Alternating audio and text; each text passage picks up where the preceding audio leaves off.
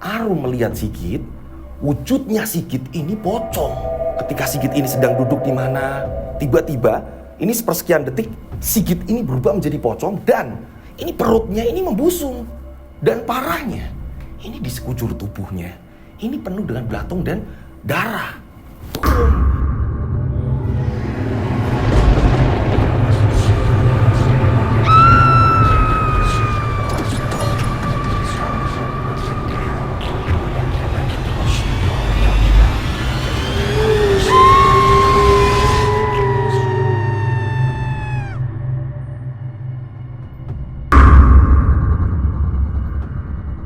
Ini nggak cuma sekali. Jadi saat itu Arum ini dia nggak bisa tidur. Itu dia gelisah, kayak ada sesuatu hal yang dia pikirkan tapi nggak tahu apa. Akhirnya Arum memutuskan keluar dari kamar. Pernah kejadian seperti itu. Ini jam 2 dini hari Arum keluar. Pada saat Arum keluar, Arum ini melihat kok kayak ada aktivitas di teras. Ini siapa? Arum ngintip kan. Zak. Apa ini? Arum ngintip. Pada saat Arum ngintip di balik jendela,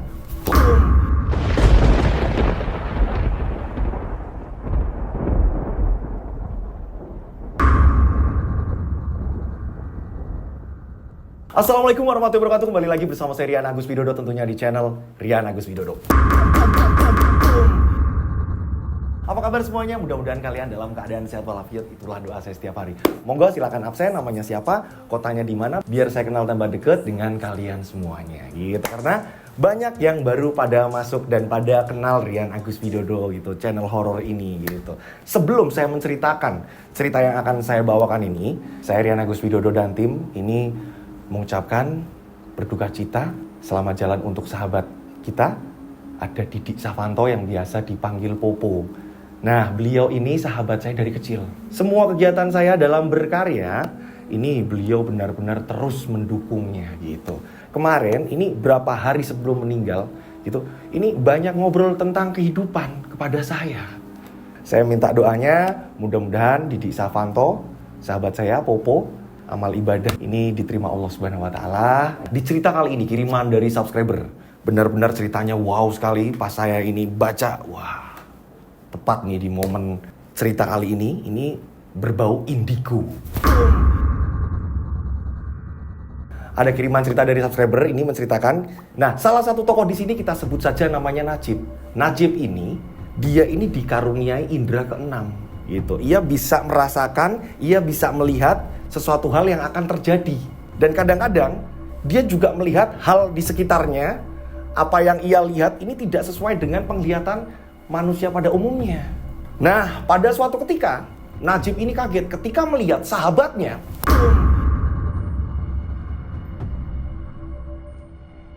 yang biasanya wujudnya ini bener gitu manusia. Sahabat Najib ini berubah wujudnya menjadi pocong. Dan kondisinya ini pocong tapi perutnya ini membusung. Perutnya ini besar. Najib bingung kan? Lah, ada apa ini dengan sahabatku?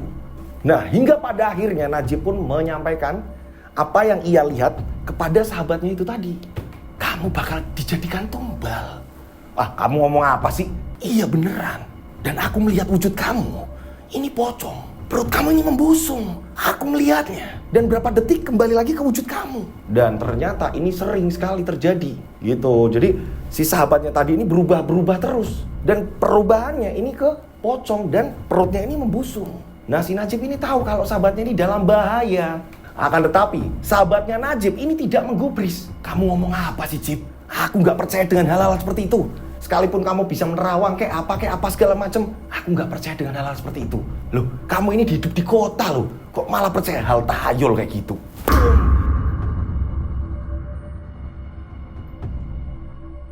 Nah, sahabat Najib ini tidak menggubris. Bahkan, ini pada akhirnya mereka ini sempat selek. Sahabat Najib akhirnya menjauh dari Najib. Pada suatu ketika saat Najib ini sedang di kosan, tiba-tiba Najib dikagetkan dengan munculnya sahabatnya tadi yang udah sempat menjauh. Sahabatnya tadi mengatakan, Jib, ternyata bener adanya.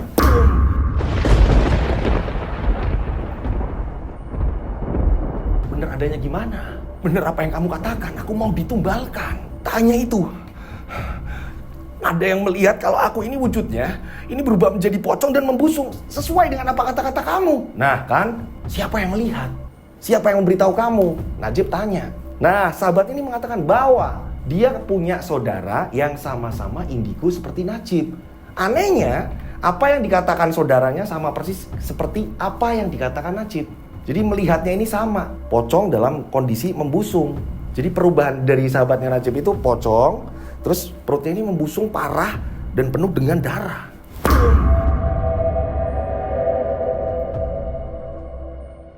Sahabat Najib ini kan panik. Najib juga tahu bahwa sahabatnya ini gak lama lagi hidupnya. Apakah sahabat Najib tadi akan selamat, di mana dirinya ini sudah dipastikan akan menjadi tumbal pesugihan? Dan siapa yang berbuat jahat menumbalkan sahabat Najib tadi? Kalian penasaran semuanya? Tak perlu lama-lama lagi, kita langsung saja menuju ke ceritanya.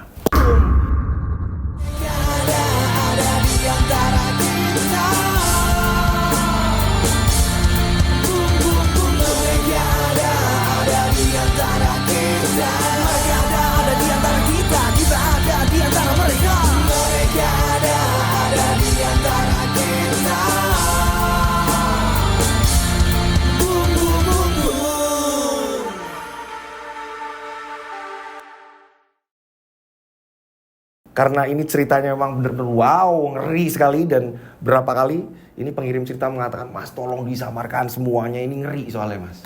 Tokoh di sini kita sebut saja namanya Sigit. Itu. Jadi selain ada Najib, ini ada Sigit. Sigit ini hidup bersama bapak dan ketiga kakaknya perempuan. Ketiga kakak perempuannya ini ada yang kerja, ada juga yang sudah berumah tangga. Bisa dikatakan Sigit ini anak bontot. Ibunya Sigit sudah lama meninggal. Bapaknya Sigit kita sebut saja namanya Pak Wawan. Beliau ini kerjanya ini sering keluar kota, nanti pulangnya ini nggak nentu. Dan ketika pulang, yang ditanyain dulu ini selalu nama Sigit. Dari keempat anaknya, ini yang selalu ditanyakan Sigit. Sampai kakak-kakaknya Sigit ini kesel. Laki-laki Sigit, laki-laki Sigit. Orang anaknya 4 kok yang ditanyain kok Sigit terus. Udah, kalian nggak usah iri. Di mana? Bapak pengen ngajak jalan-jalan Sigit. Yang diajak jalan-jalan Sigit, loh kalian ini kan udah ada yang kerja, udah ada yang punya suami, ya udahlah. Bapak pengen jalan-jalan sama anak lanang. Ada juga yang mengatakan, oh mentang-mentang anak lanang nih, anak cowok nih gitu kan. Nah, Sigit pun akhirnya diajak jalan-jalan sama bapaknya. Segala macam apapun keinginan Sigit ini selalu dituruti oleh bapaknya. Bapaknya ini gadang-gadang gimana caranya, Le, kamu bisa jadi orang sukses. Karena bapak ini bakal menua. Yang bisa melindungi kakak-kakakmu nanti itu ya kamu. Ini menjadi bahan irian. Sigit ini pernah diajak ngomong sama bapaknya, kamu pengen kuliah di mana, Le? Sigit kerja aja, Pak. Nggak enak sama kakak-kakaknya Sigit ya, Pak. Nanti Mbak In marah semua malah. Udah nggak apa-apa, Le. Pokoknya kamu harus kuliah. Gini aja, Le. Nanti Bapak tak coba nyari tahu di mana tempat kuliah yang bagus, dan di situ memang ada sahabat-sahabat Bapak. Siapa tahu nanti akhirnya kamu bisa menjalin hubungan kerjasama, sembari kuliah kamu bekerja, sukses, dapat uang gitu, Le. Sigit manut Bapak aja, Pak. Nah, di sisi lain, bapaknya Sigit, Pak Wawan, ini punya saudara di kota. Kita sebut saja namanya Pak Roji. Pak Roji ini seorang guru. Nah, akhirnya Pak Wawan ini ngobrol kan sama Pak Roji. Mas, anakku ini sebentar lagi nih lulus SMA, terus ya rencana aku mau tak kuliahin. Kira-kira gimana, Mas? Nah, dikasih tahu sama Pak Roji. Oh iya, kayak gini. Mending disuruh kesini aja, nanti tak urus aku semuanya, bla bla bla bla bla bla. Wah, tepat, Mas. Aku ini udah ngarahin anakku. Yo nanti biar yang deket-deket sama saudara atau apa ya, kebetulan sampean sendiri. Berarti bisa dikatakan Sigit manggilnya ini Pak Diroji. Nah, hingga pada akhirnya berjalannya waktu, Sigit pun lulus. Pada saat lulus, Sigit pun langsung ditawari sama bapaknya. Le, kalau surat-surat udah turun semua, daftari kuliah, nanti yang ngurus Pak Diroji. Hah, bapak ini gimana sih? Kami nggak kuliah, kami ini kayak gini. Kakak-kakaknya nih, pada ngomong seperti itu. Udah. Adikmu ini yang bakal melindungi kamu. Satu-satunya harapan bapak loh. Almarhum ibumu juga mengatakan sama. Sigit gimana caranya harus sekolah tinggi. Bapak pengen dia ini sukses. Biar hidup kita ini tambah jaya. Iya. Akhirnya Sigit pun ini diajak ke tempatnya Pak Diroji.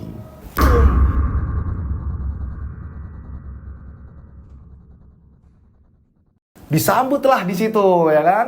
Perjalanan yang begitu panjang, melelahkan. disambut keluarganya Pak Deroji. Pak Deroji ini hidup bersama istri dan 1 anak perempuan. Ini SMA, anak perempuannya kita sebut saja namanya Arum. Pada saat itu langsung disambut baik, ya kan, ngobrol. Pak Deroji ini mengatakan bahwa nanti masalah kuliah segala macam saya yang urus. Apalagi saya punya banyak kenalan dosen. Jadi saya bisa mantau kuliah dari si Sigit jadi nggak bisa bohong ya. Kalau kamu ini di tempat kuliah ini semrawut atau apa-apa, ini kamu bakalan langsung ketahuan. Iya Pak De, nggak mungkin tuh Pak De. Sedangkan bapak nyarinya uang kan susah Pak De. Sigit maaf kalau ngerepotin di sini ya Pak De. Nggak apa-apa, Pak De malah seneng. Begitu juga dengan istrinya Pak Deroji. Ia mengatakan bahwa ya kami senang dengan adanya Sigit. Rumah ini akhirnya bisa rame. Singkat cerita, keesokan harinya Pak Wawan, bapaknya Sigit ini mengatakan, Mas, nanti kalau ada apa-apa saya transfer ke sampean Mas. Untuk pembayaran sekolahnya Sigit. Aku apapun yang terjadi, mau banting tulangnya kayak apa aku siap ya Mas. Yang penting Sigit itu kuliah lancar. Sampean juga Mas, kalau ada apa-apa ngomong loh, jangan sampai gak enak. Telepon aku Mas, tak carikan uang Mas. Iya udah tenang. Kebetulan kali ini aku kerjaan, aku jadi guru ini ya juga alhamdulillah orang-orang pada segen sama aku. Jadi kalau apa-apa gampang lah kita saling mendoakan. Nah akhirnya Pak Wawan pun pamit pulang. Sigit ditinggalkan di rumah Pak D-nya. Gitu. Akan tetapi ada sebuah keanehan. Keanehan apa? Anaknya Pak Deroji, ini kan tadi saya udah kenalin, kita sebut saja namanya Arum. Ketika berpapasan dengan si Sigit, Arum ini kayak membuang muka.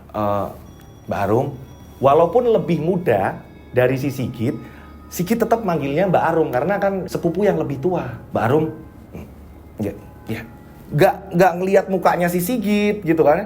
Arum langsung celengos masuk ke kamarnya Arum. Sedangkan kamar mereka ini bersebelahan loh. Sigit kan bingung, apa aku ngerepoti di sini?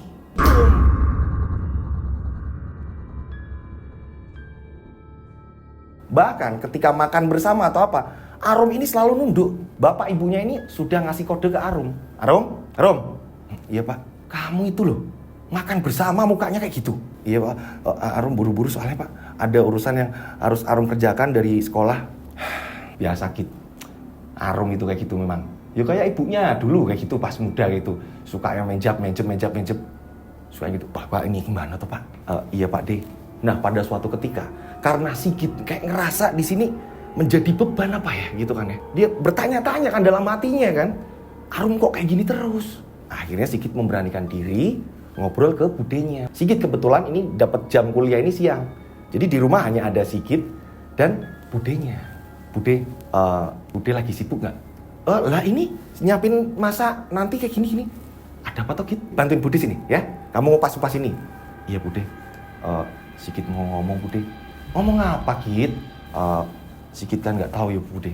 Bapak itu kalau transfer uang kan transfernya ke rekening Pak D. Sigit sendiri memang disuruh untuk ngirit apa segala macem. Tapi nggak tahu kenapa Sigit kok kayak ngerepotin ya Bude di sini. Kamu ngomong apa? Ngerepotin kenapa? Ya buktinya Arum kayak nggak suka sama Sigit apa gimana ya Bude? Apa Sigit pindah aja Bude? Kamu jangan ngomong kayak gitu. Arum itu udah biasa kayak gitu dia. Udah dari kecil kayak gitu dia. Kalau ada tamu atau apa, mukanya itu selalu asem kayak gitu. Udah kamu nggak usah ngurusin Arum. Ingat perjuangan bapakmu di sana di kampung, nyari uang buat kamu kuliah. Masalah nanti, ya kalau bapakmu lagi pas gak ada uang atau apa, tak bantu Bude. Udah kamu tenang aja. Yang penting kamu kuliah. Di sini kan secara nggak langsung Bude juga nitipin Arum kalau nanti kamu ini udah sukses duluan atau apa, ya toh. Tapi beneran Bude, kalau Sigit ini di sini nggak ngerepotin, enggak. Udah, nggak usah mikir yang aneh-aneh. Yuk bantuin Bude masak. Jadi apa yang dirasakan Sigit di benak Sigit, ya kan? Ini kan akhirnya diungkapkan gitu. Tapi jawaban Bude seperti itu, nggak apa-apa. Sigit sendiri awalnya menganggap ya udahlah ini memang Arum seperti itu gitu kan ya. Tapi yang namanya kita numpang gitu, ketika salah satu dari pemilik rumah, terus kayaknya dengan keberadaan kita dia ini nggak srek atau apa segala macam, kita kan tetap aja nih, yang berasa, apa aku ngekos aja yo, sedangkan aku dilarang ngekos, aku harus ikut apa kata bapakku, udah dipasrahin di sini. Iya yo, Sigit pun Akhirnya cerita nih sama temennya. Sigit punya sahabat, kita sebut saja Najib di kampus. Ceritalah sama Najib. Najib mengatakan, kalau aku jadi kamu yo, aku yo pindah kos, ben aman dah. Ya tapi balik lagi. Ya, manut sama orang tuamu aja lah di kampung. Nah inilah, Najib ini dia orang yang indigo nih, yang tahu. Gitu, ketika ada hal-hal yang janggal atau apa, dia sudah bisa merasakan duluan. Akan tetapi, pada saat awal-awal kenal sama Sigit, ketemu sama Sigit segala macam, ini nggak ada masalah, aman, masih aman-aman saja. Belum ada tanda-tanda yang gimana. Bahkan Najib sendiri ini malah justru melihatnya ini orang lain. Ya ampun, ini orang kok kayak gini ya. Ini kelakuannya ampun ini, parah ini. Si Sigit kayak ngerasa, kamu ini gimana sih? Malah ngomongin orang yang nggak dikenal. Sigit suka ngerasa risih, malah sering negur Najib. Kamu kalau ada orang apa-apa makan di depan kita atau apalagi apa, jangan diomongi. Ini spontan loh, aku nggak buat-buat. Yo pinginku mulutku yang ngerem, tapi ini yang aku lihat. Alah, kamu sok-sokan kayak gitu. Memang Najib ini dikenal, para sahabatnya udah pada tahu kalau Najib ini adalah anak indigo. Bahkan kalau mau ngadain acara apa, ini pada ke tempat Najib. Jib, hari apa dong biar kita ini nanti nggak hujan atau apa, bagusnya hari apa dong terus. Nah Najib karakternya ketika dipaksa nggak keluar, nggak bisa nyebutin. Jadi memang itu dengan sendirinya, nggak dipaksa, natural. Najib pun mengatakan, ini natural, aku nggak bisa buat-buat. Oh ya bagusnya kayak gini, aku nggak ngerti. Seperti itu. Akan tetapi Najib ini selalu sayang terhadap sahabat-sahabatnya. Pada suatu ketika ini pagi-pagi, Arum ini gelisah di depan rumah mau berangkat sekolah nih. Ia sudah membawa tas segala macam dan melihat jam yang biasanya sahabatnya ini datang menjemput, ini kok belum juga datang. Jadi Arum ini udah setiap hari ketika mau berangkat sekolah dia nunggu sahabatnya bareng nih. Sahabatnya ini yang bawa motor. Arum nanti bonceng gitu. Nah ini tumben sahabatnya ini nggak muncul-muncul. Ibunya Arum tanya ke Arum, apa temenmu belum kesini? Nggak tahu bu. Oh tumben banget sih. Kayaknya kok perasaan dia nggak berangkat apa ya? Arum mengatakan hal seperti itu. Nah ibunya menawarkan ke Arum, gimana kalau diantar sama Mas Sigit? Enggak bu, enggak usah bu, enggak usah. Baru ngobrol seperti itu, nggak lama kemudian ini ada motor datang. Nah di pintu gerbang dia memencet bel tetet, nah itu datang. Itu motornya kayaknya suaranya. Nah akhirnya Arum pun langsung lekas pamit, bu, Arum berangkat dulu bu. Arum lari nih, ketika membukakan pintu, jegrek. Ternyata ini yang datang justru malah ibu dari sahabatnya Arum. Arum, ibu mau nitip surat. Dian ini sakit. Nggak tahu kenapa kok tiba-tiba kepalanya pusing katanya. Dia nggak bisa masuk sekolah. Ibu mau nitipin surat ini. Nah, oh iya bu. Kok kenapa dadakan ya bu? Ini udah jam segini lagi. Nah, ibunya Arum karena memang melihat di situ, oh ternyata kok yang datang ini orang tua gitu kan ya. Ibunya Arum akhirnya mendekat nih ke pintu gerbang. Loh, ibunya Dian. Iya bu, saya kesini mau nitip surat buat anak saya. Dian nggak berangkat bu, Dian sakit. Oh gitu. Ya udah nanti biar Arum ini yang nyampein suratnya ke sekolahan. Ya bu kalau gitu saya permisi dulu. Ibunya Dian pulang. Udah jam segini lagi. Ya udah, kamu diantar Mas Sigit. Nggak mau bu, nggak mau. Arum nggak mau diantar sama Mas Sigit. Arum ini debat sama ibunya. Pokoknya aku nggak mau bu, nggak mau. Terus mengatakan nggak mau. Nah Sigit ini, ya dia ini ternyata udah ada di teras. Mbak Arum, tak antar Sigit nggak apa-apa toh? Ayo. Lagian Sigit ini kan berangkatnya ini agak siangan nanti. Tak antar Sigit yuk. Enggak. Arum nggak mau diantar. Nah tak lama kemudian bapaknya Arum tiba-tiba pulang lagi. Yang dimana dia udah ada di sekolah. Dia ini kan seorang guru gitu kan ya. Pak Roji ini seorang guru tiba-tiba pulang lagi. Loh itu bapak kok pulang lagi? Ternyata ada sesuatu hal yang tertinggal. Pak Roji ini melihat kondisi tersebut, ini ada gaduh apa? Pak Roji tanya, ini kenapa? Kok kamu belum berangkat, Rum? Jadi gini Pak, tadi Arum itu nungguin sahabatnya, ternyata sahabatnya sakit. Ibunya ini nitipin surat ke Arum. Nah ini Sigit tak suruh nganterin Arum, tapi Arum ini gak mau. Arum, kamu ini gimana sih? Niat sekolah apa enggak? Ini kan ada Sigit, biar nganterin kamu. Enggak pak. Arum justru malah lari. Dia lari nyari tukang ojek. Jadi Arum berangkatnya ini malah justru sama tukang ojek. Saat itu juga, ini ibunya ngomong kan, Bapak kenapa pulang lagi? Iya bu, jadi Bapak ada urusan, tapi memang Bapak ini harus nunggu orang dulu. Dia mau datang sini. Git, kamu udah nawarin Arum? Iya Pak De, tapi Arum gak mau Pak De. Ini anak gimana sih? Kok terus-terusan kayak gini? Iya Pak De, apa Arum nggak senang kalau saya di sini ya? Udah, nggak usah ngomong kayak gitu. Udah, saya lagi ada urusan sebentar ya. Bu, dokumen-dokumen Bapak mana, Bu? Ya ada di ruang kerja lah, Pak. Iya, Bu, sebentar. Nah, terlihat di situ memang bapaknya Arum, Pak Roji ini, Pak De Roji, dia ini kayak lagi ada sesuatu hal yang memang kredit gitu. Lagi ada yang penting banget. Nah, pada malam harinya, Arum kena marah. Saat itu, kebetulan nggak ada si Sigit. Kesempatan untuk mereka berdua ini memarahi Arum. Kamu ini gimana sih, Rum? Tak liatin yo. Ini setiap papasan sama Sigit, muka kamu dibuang kayak gini-gini terus. Bok, kamu kayak dulu, pas belum ada Sigit di sini. Ya apa sih, Pak? Orang biasa aja kok. Kamu itu loh, Bok sopan. Apa gara-gara Sigit ini dari kampung? Terus kamu malu punya saudara dari kampung, tinggal bareng kita kayak gitu? Enggak, Pak, enggak. Nah, Arum karena dimarahi bapaknya, Arum langsung masuk kamar. Udah Pak, biar ibu yang tanya sama Arum. Bapak ngurusi kerjaan Bapak dulu, ya. Nggak enak kalau nak Sigit tiba-tiba datang atau apa. Nggak enak bahas kayak gini. Akhirnya ibunya Arum ini langsung masuk kamarnya Arum. Rum, ibu juga pengen ngerti. Kamu kenapa? Ada apa? Semenjak Sigit di sini, kamu itu loh. Tak liatin ibu kok kayak bener-bener acuh. Ibu itu malu loh. Sampai Sigit itu nanya ke ibu. Dia ini sampai mau ngekos. Ya udahlah bener, Bu. Disuruh ngekos aja, Bu, Sigit, Bu. Ngapain juga di sini, Bu? Kita ini saudaranya loh. Justru kamu yang saudaranya. Kok kamu malah ngomong seperti itu? Sebenarnya ada apa? Nah, barulah Arum ini menceritakan setelah Arum dipaksa cerita oleh ibunya Arum. Yakin ibu mau dengerin? Nanti kayak biasanya nggak dengerin. Iya, ibu mau dengerin. Apa? Jadi Sigit itu suka berubah, Bu. Berubah apa? Nah, kalian penasaran berubah apa? Saksikan di part. Oh enggak, ini langsung kita ajar nih. Kita tarik mundur sebenarnya apa yang terjadi. Kenapa Arum ketika berpapasan dengan Sigit ini selalu membuang muka. Ini bener-bener Arum kayak malas untuk melihat mukanya si Sigit. Kita tarik mundur ceritanya. Sebelum saya cerita panjang lebar, jadi saya memperkenalkan karakter dari si Arum gitu. Jadi Arum dari kecil dia ini juga punya kelebihan gitu. Dia ini punya indera keenam. Dia sama-sama indigo, sama seperti si Najib. Gitu. Si Arum ini pertama kali lihat si Sigit awalnya biasa saja. Awalnya ini biasa saja. Pertama Sigit ini datang di hari pertama ini masih biasa saja. Akan tetapi beberapa hari kemudian Arum ini kayak ngerasa, wah ini ada yang nggak beres nih. Arum melihat Sigit. Wujudnya Sigit ini pocong. Ketika Sigit ini sedang duduk di mana, tiba-tiba ini sepersekian detik Sigit ini berubah menjadi pocong dan ini perutnya ini membusung. Dan parahnya, ini di sekujur tubuhnya ini penuh dengan belatung dan darah.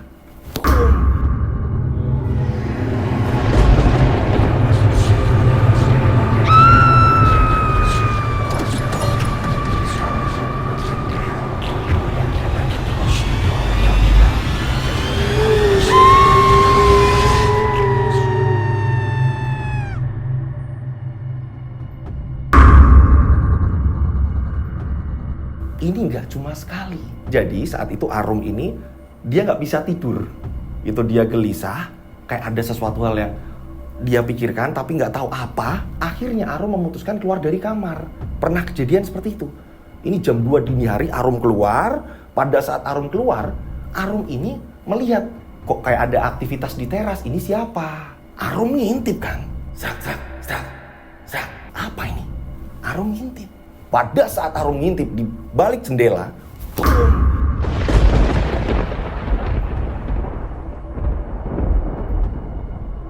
dari dalam nih Arum melihatnya. Sigit saat itu, ya, dia ini berubah jadi pocong dan duduk tepat di teras depan yang ada 2 kursi di situ. Sigit duduk di situ, ya, dan mukanya ini kacau, hancur lebur, perutnya ini membusung. Ini pocong. Hah? Pocong. Tak lama kemudian ini langsung berubah menjadi Sigit lagi. Arum ketakutan saat itu. Ya Arum langsung menuju ke kamarnya. Tapi percuma juga ketika Arum ini cerita sama ibu atau bapaknya. Karena apa? Jadi ada sesuatu hal yang mengerikan di rumah Arum sebenarnya. Arum ini kan dia ini indigo. Jadi di hari-hari tertentu ini tak hanya Sigit yang bagi Arum terlihat mengerikan. Bapaknya Arum, Pak Roji ini ya, ini sudah dari dulu. Yang awalnya Arum ini biasa saja, oh ini bapak saya kok kan nggak kenapa-napa gitu kan yang melihat bapaknya. Ini yang awalnya dari dulu baik-baik saja, tiba-tiba Pak De Roji pada suatu ketika ini mukanya ini justru berubah menjadi babi.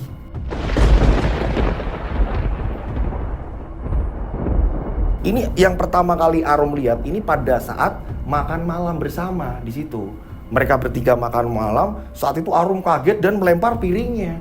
Wah, kenapa kamu Arum? Ada babi Pak, ada babi apa? Babi apa? Babi apa? Ditenangkan sama ibunya. Sempat pada saat itu Arum sakit karena kaget. Jadi ini pertama kali Arum melihat wujud bapaknya berubah menjadi babi. Dan ternyata terus menerus. Saat Arum ini ditanyai gitu kan ya, dia demam, udah membaik, dipanggilkan dokter. Setelah demamnya udah turun, Arum ini menjelaskan bahwa wajah dari bapaknya ini berubah jadi babi. Kondisi Arum yang sedang bisa dikatakan lagi nggak sehat gitu ya kan, sakit gitu, demam. Bapaknya tetap marah. Kamu ngomong apa? Kurang ajar kamu ya. Ini Bu yang bapak nggak suka. Ibu mulai kontrol bacaannya. Pak, bukannya ini memang Arum kan dari dulu kata mbahnya dia pinter kayak gini. Allah, bapak nggak percaya hal-hal seperti itu. Arum ini harus memikirkan sekolah. Jangan terlalu memikirkan hal-hal goib. Percaya sama Tuhan. Bapak sendiri malah dibilang babi. Semenjak itulah Arum ini kalau melihat sesuatu hal mengenai perubahan dari Pak Roji, Arum memilih untuk diam. Mending diam gitu. Akan tetapi tidak sesering Sigit. Arum ini menceritakan semuanya kepada ibunya. Dan flashback pun selesai. Nah, ibunya ini kan udah mendengar nih cerita dari Arum. Pada saat itu Arum pun mengatakan, apa gini aja Bu, Arum tak pindah ke tempat nenek aja. Bapak kalau sama Arum kayak gitu Bu, kalau ngomong kayak gitu. Udah. Sekarang gini aja. Kalau ada Sigit atau apa-apa, ya minimal kamu senyum walaupun kamu nggak mau ngomong. Udah ya, ibu nggak mau kamu sakit-sakitan lagi. Iya Bu, fokus sama belajar. Ibunya Arum langsung pindah ke kamar. Tak lama kemudian ada suara bel, ternyata Sigit pulang. Sigit masuk ke kamar. Singkat cerita pada malam harinya menjelang tidur, ini bapaknya Arum tanya kan. Apa Bu katanya Bu? Dia ngapain Bu? Kenapa Arum itu kenapa lagi? Arum kenapa lagi Bu? Pak, Arum melihat sesuatu hal yang janggal Pak. Melihat sesuatu janggal yang apa lagi sih Bu? Arum melihat kalau Sigit ini berubah seperti ini. Udahlah, jangan aneh-aneh Bu. Kalau Sigit denger, dia ini kecewa lah Bu. Sakit hati lah dia dibilang seperti itu. Dulu bapak dibilang seperti itu. Muka bapak jadi babi lah apalah segala macam. Itu anak memang, ya ampun, gak ngerti loh. Kalau orang tuanya ini jungkir balik, gedein dia, ngajarin sopan santun, tapi pas besar seperti itu, bapak kesel Bu sama Arum. Nanti Arum bakalan tak marahi Bapak. Udah Pak. Ibu nggak mau nanti ada apa-apa Pak. Nanti yang ada malah Sigit tahu terus berantakan toh Pak. Sigit kan keluarganya Bapak, saudaranya Bapak. Kesel Bapakku. Arum itu sok-sokan kayak gitu. Sok ngerti, sok mendeteksi kalau orang ini adalah siluman, orang ini iblis lah apalah. Bapak nggak suka Bu kalau anak Bapak seperti itu. Nah, berapa hari kemudian pada saat Sigit nggak ada, ini bapak ibunya Arum, Pak De Roji dan istrinya ini ngomongin Arum kan. Ini kamu Rum, apapun yang terjadi jangan mikir yang aneh-aneh lagi. Ibumu tadi udah mohon, bapak nggak marahin kamu. Tapi tolong ya Rum ya, kalau ketemu Sigit kamu nggak usah buang muka, minimal senyumlah. Itu saudara kamu loh. Kalau kamu nanti di kampung, pas pulang kampung atau apa, saudara-saudara yang ada di kampung nggak nyapa kamu perasaannya kayak apa? Jangan sok-sokan kayak gitu. Bapak nggak seneng kalau kamu itu ngomongin masalah apa. Dia mukanya kayak ini, mukanya kayak gini, serem kayak gini, dia kelakuannya kayak gini. Jangan mendahului Tuhan, ngerti? Oh anak guru kok kayak gitu. Iya Pak, iya. Udah Arum langsung kembali lagi masuk kamar. Ketika bapaknya marahin, Arum lebih baik memilih untuk masuk ke kamar. Justru malah ketika bapaknya ini sudah ngebilain seperti itu, di sini Arum makin menjadi. Malah dia ini jarang keluar dari kamar. Bisa dikatakan, ini kalau keluar, ini hanya ngambil nasi, makan, setelah makan, dia kadang nonton TV sebentar, setelah itu udah masuk. Dan dipastikan, ini ada bapaknya, ini Arum langsung menghindar. Gitu, nggak cuma sama Sigit, tapi kalau pas ada bapaknya, Arum juga langsung menghindar. Akhirnya, Arum ini ditegur lagi sama ibunya. Ketika pas Arum lagi ngambil air atau apa di dapur gitu kan ya. Ini ibunya Arum, ini ngomongin Arum, Bu, jangan kayak gitu, tolong. Ibu ini kerasa nggak enak loh, beneran. Takutnya nanti kalau bapaknya masih Sigit kesini, terus keluarganya datang ke sini atau apa melihat kamu yang seperti itu. Udahlah Bu, kalau memang ibu nggak betah lihat Arum ini wujudnya kayak gini, Kalau menurut ibu sama bapak Arum ini nggak senyum lah apalah segala macam, mending Arum ini tinggal di tempat nenek. Arum nggak usah ngomong kayak gitu ah, nggak enak nanti kalau kedengeran Sigit.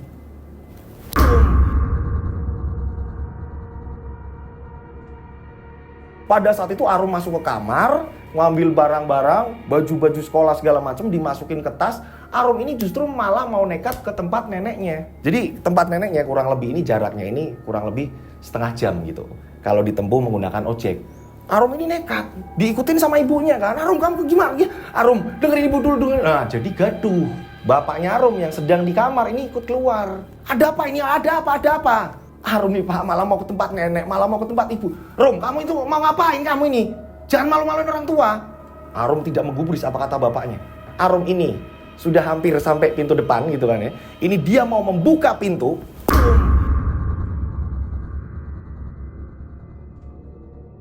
Tiba-tiba tangan Arum dipegang sama si Sigit. Sigit ini akhirnya ikut keluar loh. Dia langsung memegang tangan Arum. Mbak Arum gak usah pindah ke tempatnya Mbah. Pak D, Bu D, biarkan Sigit aja yang pindah. Lagian di keluarga ini Sigit sudah terlalu merepotkan, gak enak. Dan Sigit pengen mandiri. Enggak, Git. Bapakmu itu sudah nitipke ke Pak D. Ya, sudah menitipkan ke Pak D untuk menjaga kamu. Pak D tidak mengizinkan kalau kamu itu ngekos. Pak D nggak mau nanti kamu itu ikut pergaulan bebas. Pak D tetap harus ngontrol kamu. Jadi kamu tetap tinggal di sini. Ya udah Arum yang mau ke tempat Mbah. Arum, tolong Arum. Mbak Arum harus tetap di rumah. Tolong Mbak Arum. Saya malah nggak enak kalau Mbak Arum ini di tempat Mbah. Masa iya gara-gara saya seperti ini berantakan. Mending saya saja yang pindah. Saya ikhlas kok, nggak apa-apa. Maafkan saya. Nah ibunya ikut ngomong juga, Sigit tolong Sigit jangan pindah, Arum jangan nangis kan semuanya di situ. Akhirnya bapaknya Arum meledak-meledak, Pak Roji ini meledak-meledak. Nurut sama bapak nggak? Kamu sekolah masih minta bapak kayak gini-gini. Nah, padahal bagi Arum ini nggak betah di situ karena apa yang dilihat Arum ini wujud seram, bukan wujud orang. Dan itu adanya ini persekian detik. Jadi kalau pas papasan apa-apa berubah, itu kan dia kaget, ngeri sendiri. Daripada dia melihat seperti itu, dia mending membuang muka. Dan ini terus menerus. Nah, Arum dimarahi di situ. Bahkan sampai Arum ini ditampar sama bapaknya. Arum ditarik lagi, dimasukkan ke dalam kamar. Udah nggak ada yang namanya pindah-pindahan. Tetap di rumah ini. Pada tengah malam, udah pada tidur semua. Saat itu Budenya Sigit, ibunya Arum, dia ini keluar kamar. Ini niatnya mau ke kamar mandi, mau kencing gitu, mau buang air kecil gitu. Pada saat melintas di kamarnya si Sigit, ini terhenti gara-gara apa?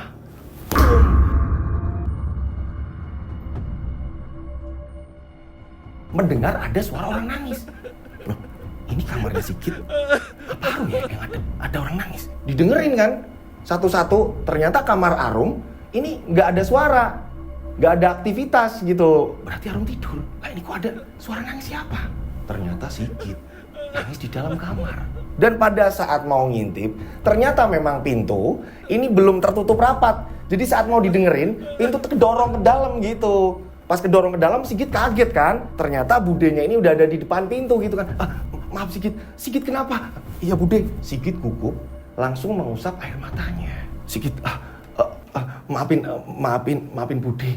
Tadi bapak kayak gitu, terus Arumnya juga kayak gitu, maafin Bude. Terus tadi Bude ini nggak sengaja loh. Kok ada orang nangis? Ternyata pintu kamu nggak ditutup rapat. Kamu kenapa nak? Ada apa? Bude, justru malah apa yang dikatakan Arum itu benar adanya Bude. Maksud kamu apa? Sudahlah Bude. Intinya apa yang dilihat Arum benar adanya. Wujud saya yang bagi Arum ini melihatnya ini pocong. Arum ini melihat saya ini, perut saya ini membesar, membusung, penuh dengan belatung segala macam. Itu benar adanya Bude. Benar adanya. Kok kamu bisa ngomong seperti itu? Tadi saya mau menjelaskan tapi Pak D sudah terlanjur meledak-ledak Bude. Jadi mending saya pindah aja Bude ya. Gak usah. Bude gak mau kamu kenapa-napa di luaran sana nanti. Malah repot. Kalau keluargamu datang ke sini nanyain terus kamu ini akhirnya susah dikendalikan, dihubungi nggak bisa atau apa. Bude nggak mau ada hal-hal yang tidak diinginkan terus terjadi. Tapi kamu kenapa bilang seperti itu? Apa yang dilihat Arum benar? Jadi gini Bude, sebentar. Kamu bilang apa yang dikatakan Arum benar. Ini yang mana? Bagian apa? Jadi saya sempat dengerin obrolan Bude. Nggak sekali dua kali kan Bude ngobrol sama Arum. Dan nggak sengaja saya ini sebenarnya nggak jauh dari di mana Bude ngobrol sama Arum. Dan sebenarnya bener Arum, Bude. Bener Arum. Bener Arumnya gimana? Arum kan melihat saya ini sering berubah menjadi pocong. Perut saya ini membusung, penuh dengan belatung, darah di mana-mana di tubuh saya. Ini benar adanya, Bude.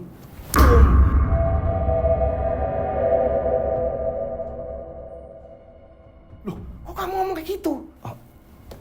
Saya juga nggak ngerti, Bude. Awalnya saya ini tidak pernah menggubris. Jadi, saya ini diceritain sama teman saya. Bude. Teman saya ini hampir seperti Arum, Bude. Dia punya kemampuan seperti itu. Dia ini melihat saya awalnya baik-baik saja. Tapi pada suatu ketika, dia melihat seperti apa yang Arum lihat. Makanya saya di sini yang awalnya nggak percaya atau apa, lah ini saya menggabungkan dengan apa yang saya dengar. Dan ternyata pandangan mereka melihat saya, ini kadang-kadang berubah bentuk apa yang mereka lihat seperti itu. Berbentuk pocong, perut membusung, dan saya ini katanya mengerikan. Itu sih, Bude. Udah, Sigit. Nggak usah mikirin seperti itu, udah istirahat. Ibu nggak mau kenapa-napa, nanti malah berantakan. Kalau kamu percaya seperti ini, Arum percaya seperti ini, yang ada Pak Demu nanti tambah marah.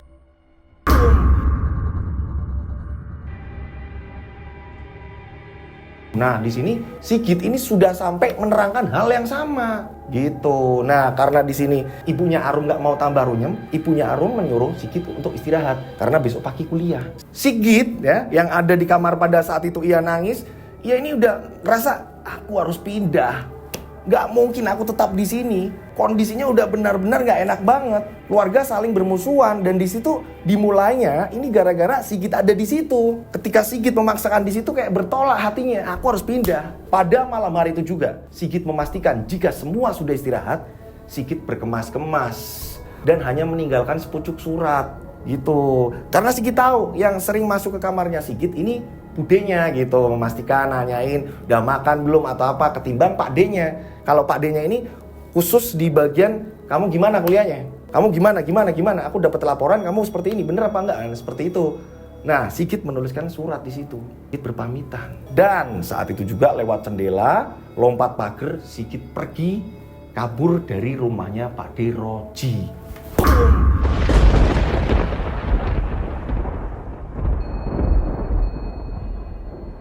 Pada pagi harinya, saat di ruang makan, ini Pak Deroji ini tanya sama istrinya, Bu, tumben Sigit kok belum bangun? Dia kuliah nggak hari ini? Coba Bu lihat, biasanya sarapan pagi bareng kok.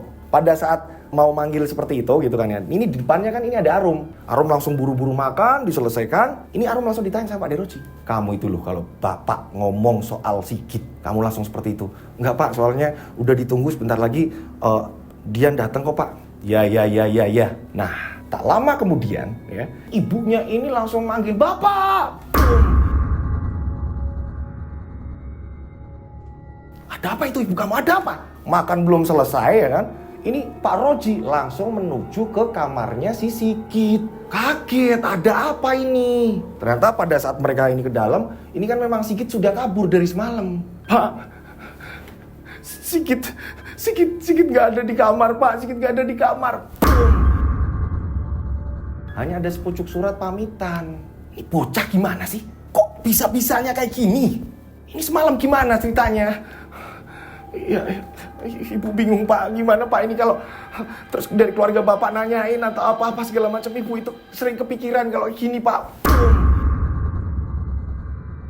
Hingga pada akhirnya ini di sini mereka bersepakat jangan sampai kenapa-napa dengan Sigit. Jadi nanti kalau ada orang tua yang Sigit, si Wawan telepon, aku harus jawab, berarti gimana ini Bu? Gimana Ibu? Udah Pak, bilang aja Pak lagi ada kuliah atau apa, yang penting kita nyari tahu di mana sekarang Sigit berada dan ngekos di mana atau hidup di mana, pokoknya kita nyari dulu Pak. Ini kan ibarat kata kayak kesalahan kita Pak. Dia ini kayak tersinggung atau apa yang menjadikan dia ini pergi Pak. Ibu nggak enak nanti kalau akhirnya perang antar keluarga Pak. Iya sih bener Ibu, Bu. Berarti nanti kalau si Wawan telepon Bapak yo nggak usah tak angkat dulu atau apalah.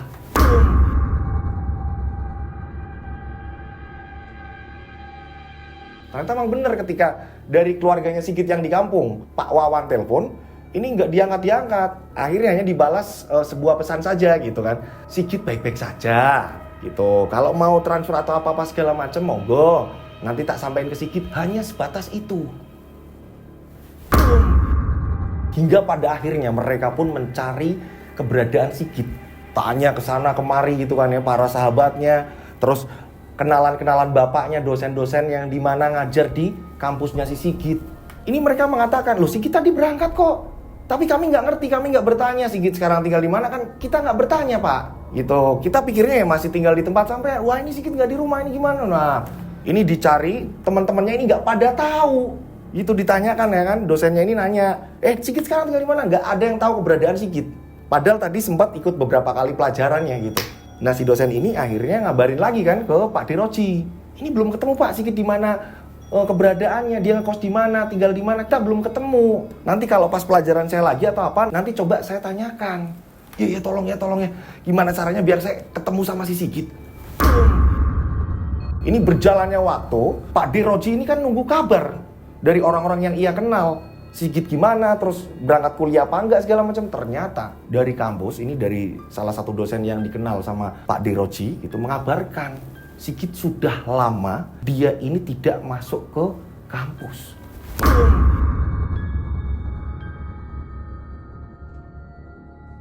Dia udah lama Pak nggak kuliah, nggak tahu ini kemana perginya.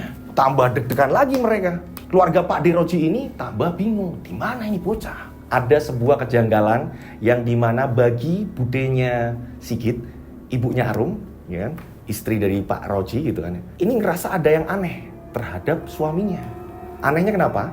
Dia ini ada yang mendatangi, jadi ada tamu tengah malam misterius, ini ada 2 orang. Dan anehnya 2 orang ini tidak pernah masuk ke ruangan tamu. Jadi hanya ini sebatas di teras. Dan ketika ibunya Arum menawarkan kan, Pak mau bikin minum apa gimana? Nggak usah, udah. Kamu masuk kamar, udah ya. Iya Pak. Akan tetapi ibunya Arum itu kan ya, budenya Sigit ini, dia ini terus ngamatin. Ini siapa sih? Kalau bertamu pasti tengah malam. Akhirnya istrinya Pak Roji pun tanya, Pak sebenarnya itu tamu siapa sih Pak? Datang ini pasti tiap malam. Kayak nggak ada jam-jam yang lain apa gimana sih Pak? Bu, udah nggak usah mikirin yang aneh-aneh, itu urusan Bapak. Loh, Bapak ini loh, bukannya malah nyari keberadaannya si Sigit, kok Bapak malah sibuk sendiri, terus sibuknya Bapak ini aneh. Apa ada yang disembunyikan dari Ibu?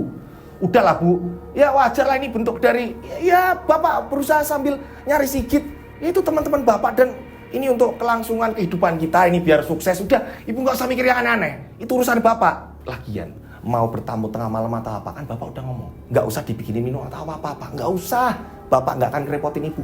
Ibu tugasnya istirahat. Sembari Ibu ini tanya sama sahabat-sahabatnya Sigit, siapa tahu Ibu pernah ya kan ketemu sama sahabatnya atau apa, atau sahabatnya pernah main ke sini. Diingat-ingat, udah. Tugasnya kita masing-masing nyari Sigit. Dah, dan nggak usah nyampurin urusan Bapak. Udah Ibu tenang aja.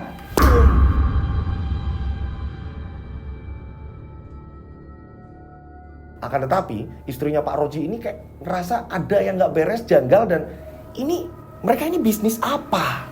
Kenapa mereka ini datangnya malam-malam dan mereka ini kayak bisik-bisik, setelah itu 2 orang ini tadi langsung pergi. Hampir sering dan tiap malam.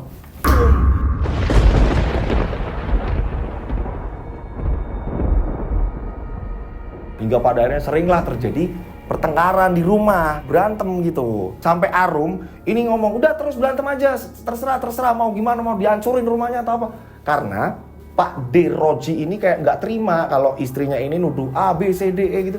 Nggak terima. Nah Arum ini kayak nggak mau melerai, udah terserah. Entah ini mungkin Arum melihatnya ada something yang beda gitu kan ya. Jadi dia ini kayak nggak mau gubris, udah. Sampai pada suatu ketika ibunya Arum, ya kan, budenya Sigit, dia pulang belanja tidak sengaja bertemu dengan si Sigit di jalan gitu kan.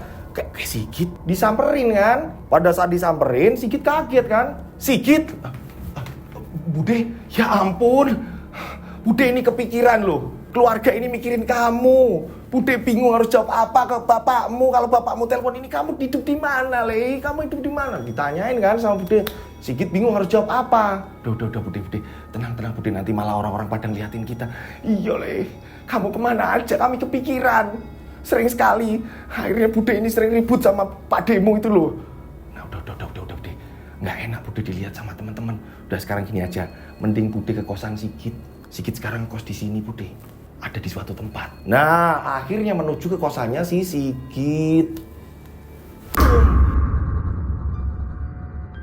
Sesampainya di kosan Sigit, Sigit memastikan bahwa tidak ada penghuni kos yang lain, mereka lagi sibuk masing-masing gitu kan.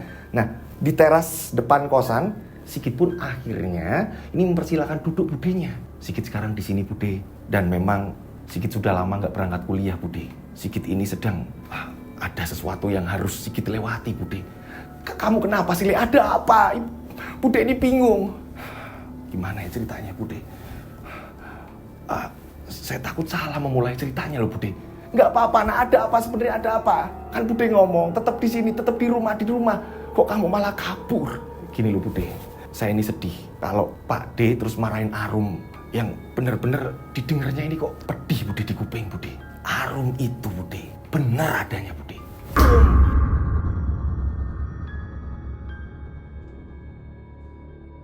Bener gimana? Kan Sigit pernah ngomong cuma nggak panjang lebar sama bude. Kalau apa yang dilihat Arum itu benar adanya. Sigit ini terlihat seperti pocong, terus perut buncit, banyak darah di tubuh Sigit. Itu yang dilihat Arum benar adanya bude. Ada sesuatu yang memang ya Sigit saat ini sedang ikhtiar, mudah-mudahan semua selamat bude. Apa? Ada apa nak? Ada apa? Cerita. Kalau kamu nggak cerita berarti nggak kasihan sama bude. Terus-terusan berantem sama Pak Demu. Tapi ini ya bude harus jaga cerita ini ya bude. Dan Sigit nggak berani nuduh siapapun. Yang jelas Sigit itu nggak tega kalau Arum gelisah dimarahi bapaknya atau apa. Sigit nggak tega bude. Ini yang menjadikan Sigit harus pindah bude. Jadi ada sebuah cerita yang awalnya Sigit nggak masuk akal bude. Nah akhirnya Sigit menceritakan ada sesuatu hal yang terjadi pada Sigit, dan di sini memang Sigit nggak berani nuduh siapapun, si A, si B, si C gitu, yang menjadikan budenya penasaran pengen tanya ada apa. Kita tarik mundur ceritanya.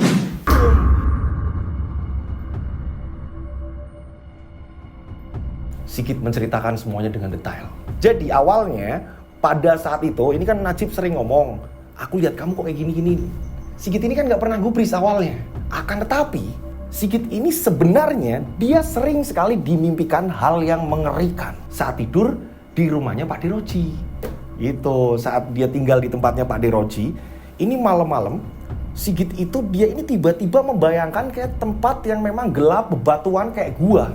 Ini mau tidur nih, dia kayak membayangkan hal itu. Kenapa aku jadi bayangin gua? Alah sudahlah, ngantuk lah. Ternyata bayangan Sigit tersebut ini berlanjut di dalam alam mimpinya. Sigit melihat dirinya ini sedang diseret, ada beberapa makhluk hitam bertanduk, ya. Tubuhnya ini semua berlendir. Sigit ini teriak-teriak minta tolong, gak ada yang menolong, dan suasana gelap. Bahasa mereka pun Sigit tidak mengenalinya. Jadi bahasanya ini hanya saling mendengkur. Sigit ini minta tolong jangan bunuh saya, tolong jangan apa-apakan saya, tolong. Ini mereka terus menyeret Sigit ya, dan akan membawa ke suatu tempat. Dan ternyata benar.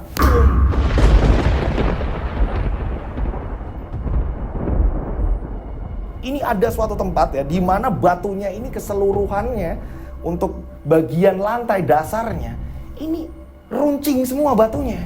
Sigit tiba-tiba langsung dijatuhkan di situ. Wah, Sigit teriak, tolong, sakit. Anehnya, Sigit ini nggak langsung, Sigit ini nggak langsung mati di dalam mimpinya. Sigit hanya meronta kesakitan. Keluarlah darah dari tubuhnya si Sigit. Karena ini kan ngebentur batu-batu yang runcing tadi. Nah mereka ini kayak menyantap darahnya Sigit. Makhluk-makhluk tadi ini berebut darah. Sigit tolong. Gak ada yang menolong Sigit di suasana dalam gua tersebut. Hanya Sigit mendengar dari kejauhan ada suara-suara kaki-kaki kuda. Cuma Sigit gak ngerti ini siapa yang datang dan kok kenapa lama banget gak datang. Hanya suara kaki kuda yang semakin mendekat tapi tidak ada wujud.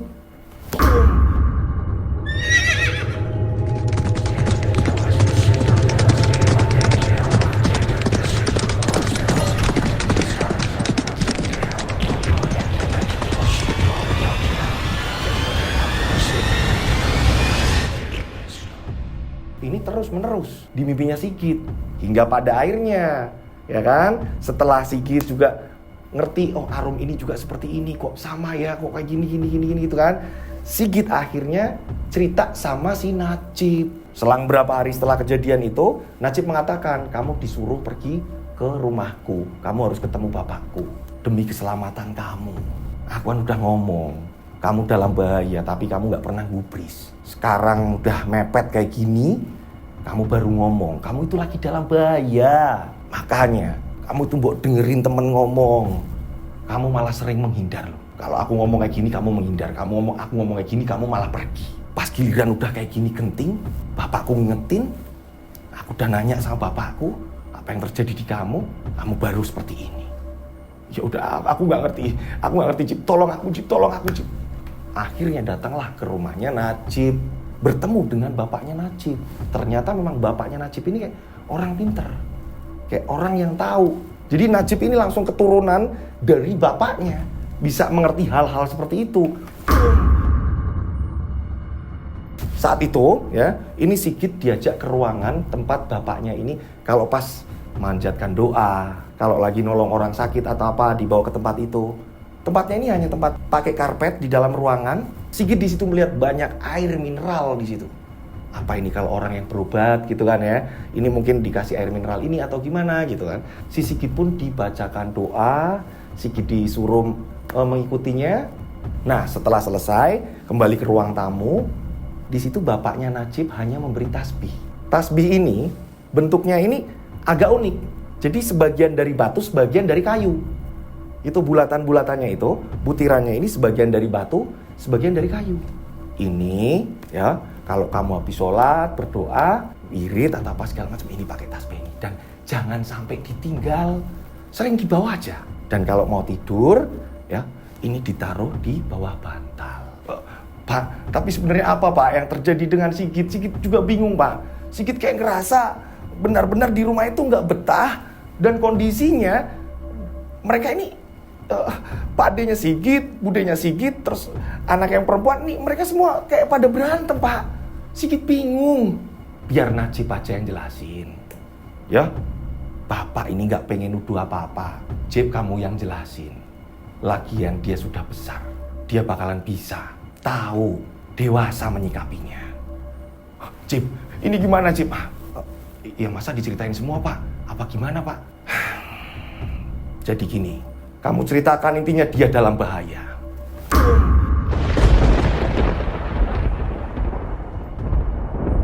Setelah itu, bapaknya Najib memang ada tamu lagi. Ini yang menjadikan, ini waktu ngobrol mereka ini patah. Disinilah akhirnya Sigit mendesak ke Najib. Cip, sebenarnya apa Cip? Terus mimpiku artinya apa? Karena tadi di dalam ruangan tidak ada penjelasan apapun. Aku hanya disuruh baca doa mengikuti bapakmu. Dan aku nggak ngerti. Bapakmu tadi ngomong kayak gitu, katanya kamu yang tahu. Ini gimana? Ada apa sebenarnya sih?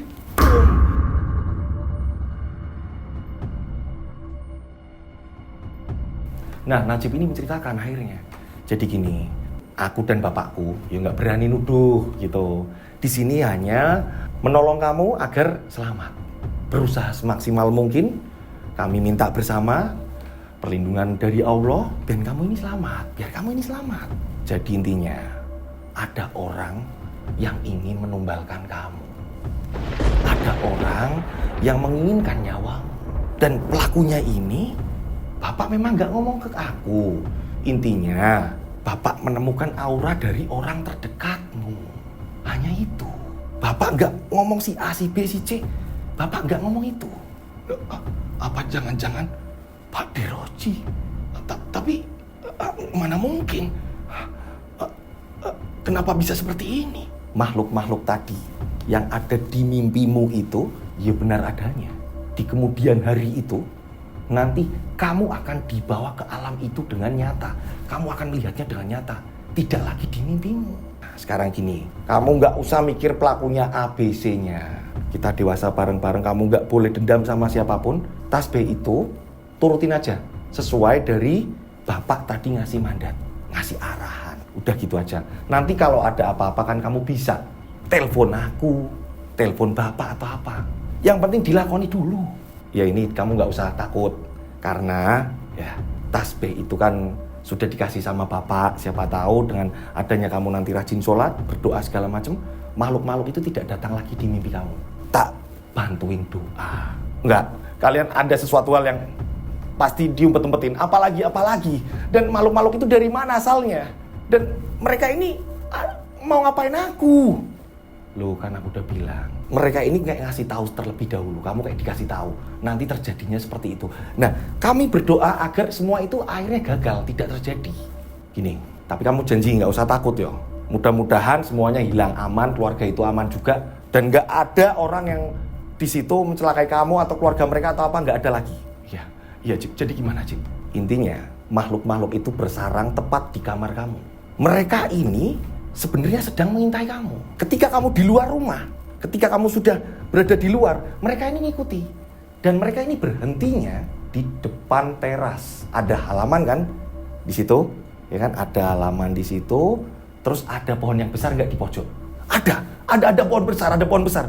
Nah, mereka ini berhentinya di situ. Nah, mereka nanti akan balik ke kamar setelah kamu pulang. Gitu, pas kamu pulang mereka akan ikuti kamu. Sampai mereka ini berhasil masuk ke mimpimu.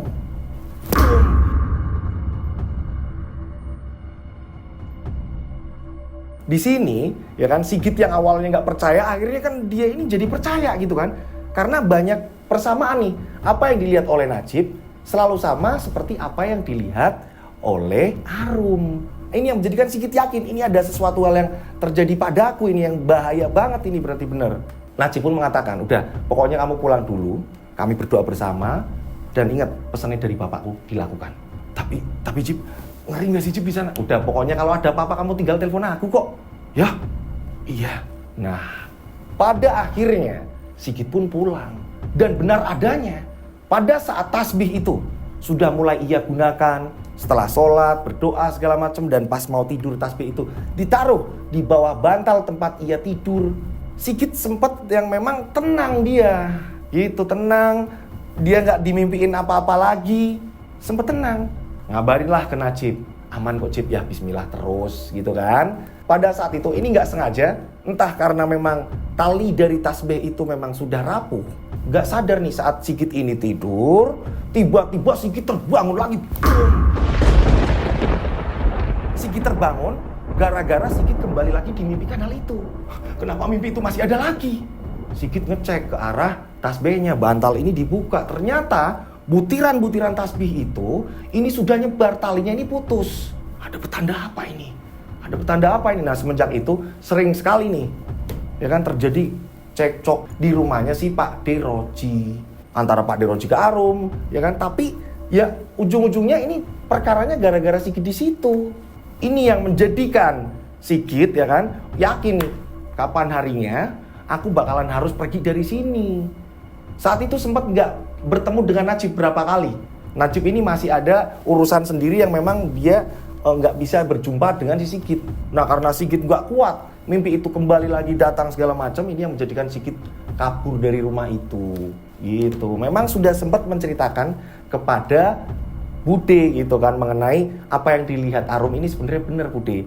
Cuma yang detailnya ini tidak diceritakan karena Sigit ini nggak mau menuduh. Makanya hanya sebatas ya apa yang dilihat Arum benar adanya Bude. Dan flashback pun selesai. Sigit menceritakan semua itu pada Bude. Bude pun hanya tercengang. Bude. Sigit ambilin minum. Sigit langsung ambilin minum. Napasnya Bude ini langsung, dia ini kayak sesek gitu. Bude, minum dulu Bude, ya kan? Ini bukan berarti Sigit terus nuduh. Enggak Bude, maka dari itu Sigit ini kayak kebingungan. Makanya Sigit lebih memilih untuk tinggal di tempat lain Bude, daripada ujung-ujungnya keluarga Bude yang berantakan. Sigit nggak mau Bude.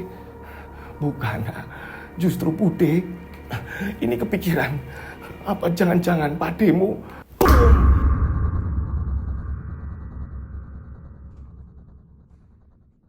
Nah, penasaran seperti apa keselanjutan ceritanya? Bisa langsung kalian saksikan di part 2-nya. Boom!